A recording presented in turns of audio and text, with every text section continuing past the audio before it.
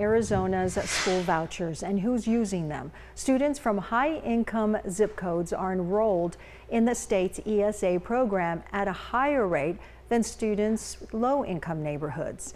That's according to new data from the state education department. 13 News reporter Peyton May has been looking into this data and why it's causing a larger battle in the Arizona legislature. According to a recent report, 11.2% of students enrolled in Arizona's ESA program are from high-income zip codes. That's in comparison to just 4% of students from low-income zip codes. Anti-ESA groups say that's indicative of the program's failures. But State Superintendent Tom Horn says those numbers don't show the full picture.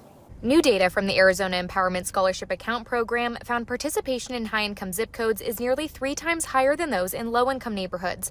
The data suggests a broader trend of school voucher enrollment increasing as student income level does. However, State Superintendent of Instruction Tom Horn says zip codes are too large to indicate student economic status. He says the number of students coming from public schools has increased in recent years, which he says indicates growing enrollment from lower-income students. There's been a constant trend where more public school students and less students that are coming from private school, to the point where now it's 60% public school and 40% coming from private school. But Tucson Education Association President Jim Byrne says a recent report from Tucson Unified School District found 80% of ESA recipients in Tucson previously attended private schools. Unless they've got a different source of funding, they've been able to self-fund. So these are sort of subsidies for families who don't need it.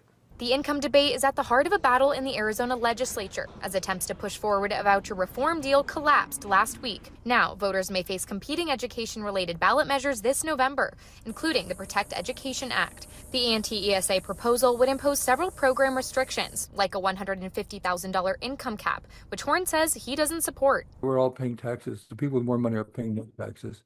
And if there's government benefits available, they should be entitled to them.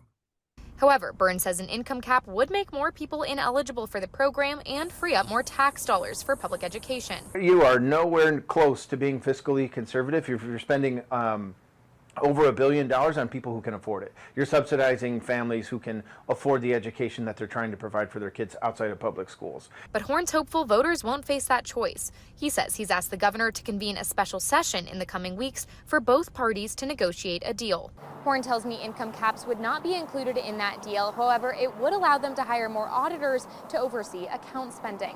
We'll update you as we learn more details both on air and online at KOLD.com. Reporting in Tucson, Peyton May, 13 News.